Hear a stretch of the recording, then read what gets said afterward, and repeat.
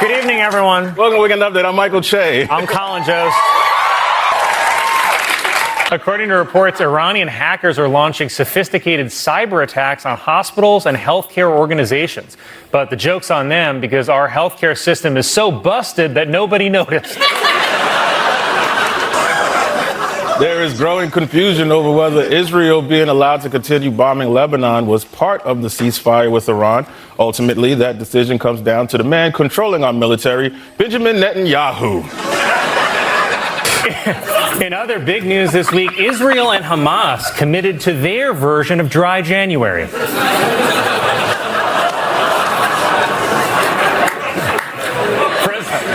President Biden said that the Israel-Hamas ceasefire talks were one of the toughest negotiations he had ever experienced. The hardest part was convincing both sides that he was still the president. Defense Secretary Pete Hegseth, seen here demoting a black general, said this week that an airman told him the only thing they need in Iran is bigger bombs. Got you covered. How about Kristi Noem's husband? The White House also announced that Vice President J.D. Vance will travel to the Vatican for Pope Leo's inaugural Mass. And I'm not a huge fan of his outfit. Earlier tonight, J.D. Vance announced that the U.S. and Iran have ended negotiations without a deal after talking for 21 hours straight. And guys, I think they're done for real based on how his mascara's running. J.D. Vance is releasing a book about his conversion to Catholicism. The Catholic Church is calling it somehow the worst publicity we've ever had. Vice President J.D. Vance criticized protesters confronting ICE officers, saying they should instead write an op-ed or argue about it on social media. You know, just like these young scholars did on January 6th. President Trump defended the actions of ICE agents in Minneapolis, adding that the day of reckoning and retribution is coming, which is a phrase he stole from that guy who's always pointing at him. A rash has appeared on President Trump's neck, which is just above his collar. Apparently, someone accidentally washed his shirt in holy water. After imposing tariffs on Mexico and Canada on Tuesday, President Trump reversed them on Thursday. It's a cunning political tactic experts call bipolar disorder. President Trump said the tariff on goods from Canada is to stop the flow of fentanyl, even though last year only 40 pounds of the drug was seized at the northern border. 40 pounds? What's that, like 2 buttfuls? America elected Donald Trump to run the country like a business, but it turns out he's running it like one of his businesses. I love that you can intentionally ruin the economy and still get to stay president. It's like if you drunk drove your car through the window of the DMV and they were like, license renewed. It's insane. This was the worst week for the stock market since the summer of 2020. But you have to remember, back then, the president was also Trump. President Trump called off his proposed tariffs on European countries who opposed his desire to acquire Greenland. Trump backed down after consulting his most trusted advisor, the Stocks app.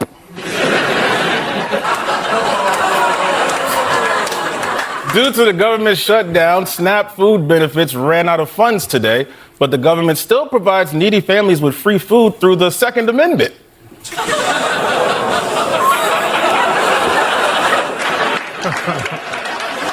The Supreme I worked Court, really hard on that. Yeah, that was good.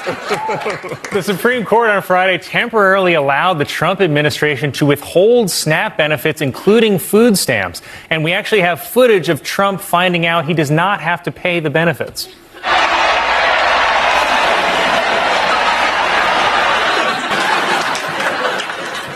The bill ending the government shutdown will fund SNAP through next September, and thank God, because I was this close to donating food. President Trump attended a Washington Commanders game on Sunday, and I guess he hasn't been to one in a while because he showed up in redskin. President Trump has been inviting world leaders to join his Board of Peace, or be crushed by his council of destruction. Trump's Board of Peace consists of countries such as Russia and Saudi Arabia, which is like if Law and Order SVU starred Diddy. President Trump claimed that one of the reasons the government shut down is because Democrats want transgender for everybody, which is obviously not true. But at the same time, I wouldn't say no to my own set of these. It was announced that Kim Kardashian and Kanye West have reached a settlement in their divorce, and I'm going to go out on a limb and guess that she maybe had an easier time finding a good lawyer. President Trump said that he will only negotiate with Democrats when they agree to reopen the government, adding that he will not be extorted. Except that one time he famously got extorted by that mattress actress Stormy Daniels. Donald Trump released his official inaugural portrait, and the photo was lit, I assume, by hell opening up. Trump is trying to look so hardcore in this photo, I'm surprised he didn't add a parental advisory sticker and a do-rag. And then Trump also released the official portrait of J.D. Vance. The Archdiocese of New York announced that it will set up a $300 million fund for victims of sex abuse. The church encourages victims to claim the money by sticking their hand in this here hole.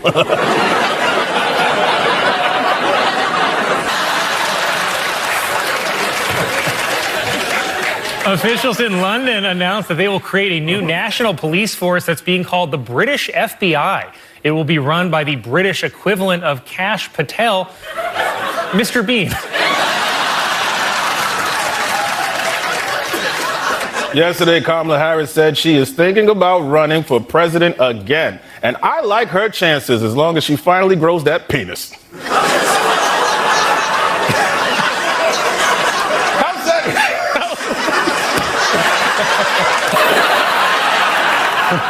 Kamala Harris has released a new book that explains how she lost the 2024 election. It's called I'm a Black Lady. Pantone announced that their color of the year is Cloud Dancer, which they call a billowy, balanced white imbued with a feeling of serenity, a description they stole from my old Bumble profile.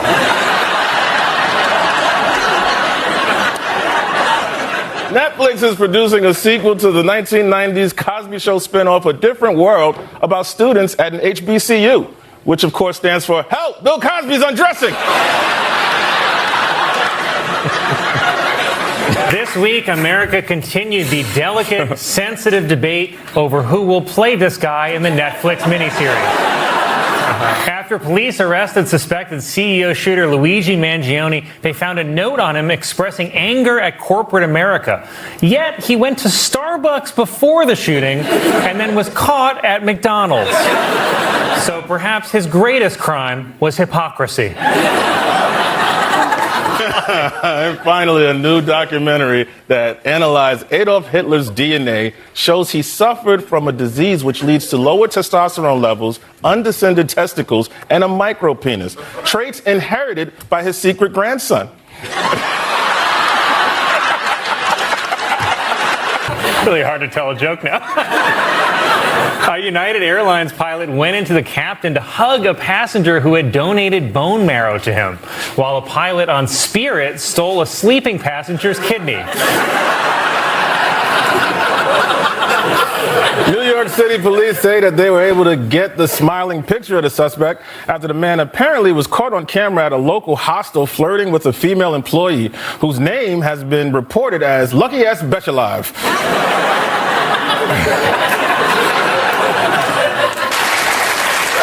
A weird dude, man.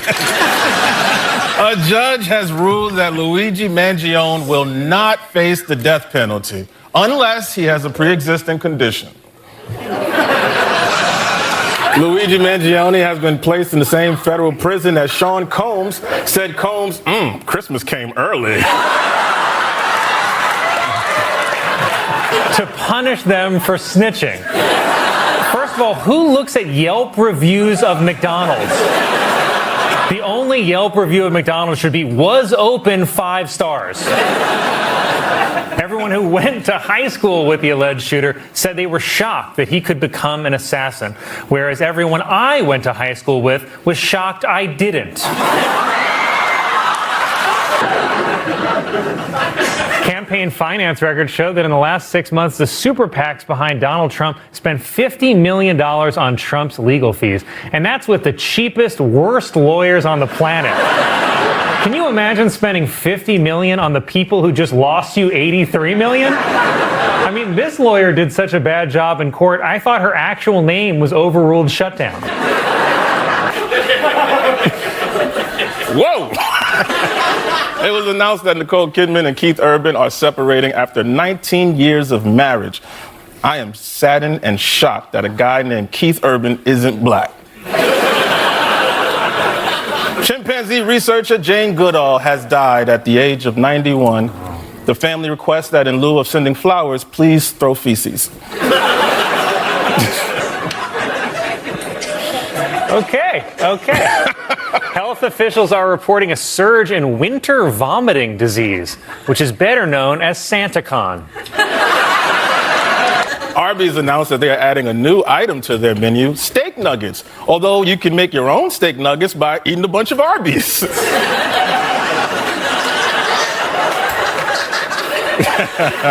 A high school cheer coach was arrested on charges that she had sex with a male student. Said the coach, "Give me a D." Newly released video of a deposition to New York's Attorney General's office shows former President Trump taking a fifth hundreds of times. Also taking a fifth, his lawyer. For the first time ever, 2 brothers will be facing off against each other in the Super Bowl. Incidentally, 2 brothers in the Super Bowl is why my grandfather won't be watching. If I had $400 million in loans coming due, I'd also be trying to cancel the election. It also explains why Melania isn't leaving Trump. I mean, if she divorces him, she gets half of the $400 million in debt. I also now get why Trump was rooting for Bernie Sanders so hard. He wanted him to win so that the government would bail him out. I mean, it all makes sense now, people. It even explains why Trump has been destroying the post office. Good luck collecting your money when you can't mail him a bill. Let's get something straight. If there's one thing Trump and Melania's marriage has given the world, it's primetime awkwardness. And Trevor Noah just threw the ultimate spotlight on it. Their public moments are less happily ever after and more blink twice if you need help. The stiff body language, the distant gazes, the forced hand-holding. At this point, even a statue would show more warmth. The internet is still recovering from that iconic hand swat when Melania straight up rejected Trump like an over-enthusiastic salesman. And let's not forget that RNC speech moment. Melania reading lines like a hostage, Trump standing beside her like a CEO who just acquired a company he knows nothing about. But the real question is this true love? Or is Melania simply fulfilling the final terms of some ironclad contract? Because, let's be honest, no prenup in history has ever felt more legally binding than whatever silent agreement these two have. We've known for a long time that President Trump once had an affair with Playboy playmate Karen McDougal. But yesterday, we learned more about the conspiracy to keep this affair quiet, thanks to Michael Cohen, Trump's former attorney and Sopranos background actor. You didn't even notice him in the picture, do you? Because, you see, it turns out, like so many Sopranos characters, Cohen was wearing a wire. This is a secret recording provided by Michael Cohen's lawyer. Cohen and then candidate Donald Trump discussing paying for former playmate Karen McDougal's story of an alleged affair. The way Melania barely tolerates Trump in public could be a masterclass in contract negotiations. She shows up, stands there, nods at the right times, just enough to meet the requirements, but never enough to convince anyone she's actually enjoying herself. And the robotic smiles? They scream, "Let's get this over with," faster than a contestant on a reality show who knows they're about to be eliminated. Whether it's Melania trailing 5 steps behind Trump or her delivering the most unenthusiastic birthday message in history, the evidence is everywhere. Their chemistry is about as electric as a broken toaster, and Trevor Noah just made sure the world sees it clearer than ever. So, Is this a love story gone wrong or a transactional partnership playing out on the world stage? Either way, it's comedy gold, and Trevor Noah is just the guy to cash in on it. Trump's reaction wasn't just a meltdown, it was a Category 5 social media hurricane. The moment Trevor Noah took a sledgehammer to his marriage on live TV, it was only a matter of time before Trump unleashed a storm of rage, denial, and classic overcompensation. He wasn't about to let some comedian rewrite the story of his perfect union, even if the rest of the world had already seen the cracks in the foundation. Mrs. Trump, Melania Trump, the international cover girl, has now joined us. We got to discuss the media. How did you two meet? We met in New York, 1998. It was a fashion week, September 1998. The famous fashion week. The famous fashion week in Were New you York. introduced? Well, no, we were both at the same party, and that's how we met. He came to right me. away? I went crazy. I said, I was actually supposed to meet somebody else, and there was this great supermodel sitting next to Melania. I was supposed to meet this supermodel, and they were saying, look, there's so-and-so. I said, forget about her. Who's the one on the left? And it was Melania. You like him right away? It was a great chemistry and energy. We had, great time. We started to talk, and, it was something was there right away. His response came at light speed, blasting through Truth Social like a wrecking ball. It was loud, frantic, and had the unmistakable scent of a man who had just been publicly called out in a way that stung. Every word carried that signature, Trump energy, over-the-top bravado, masking a thin-skinned need for validation. He didn't just defend his marriage, he insisted that it was the greatest love story of all time. The internet, of course, had a field day, because nothing says secure, loving relationship like a full-blown social media crisis, complete with sweaty desperation and a refusal to let it go.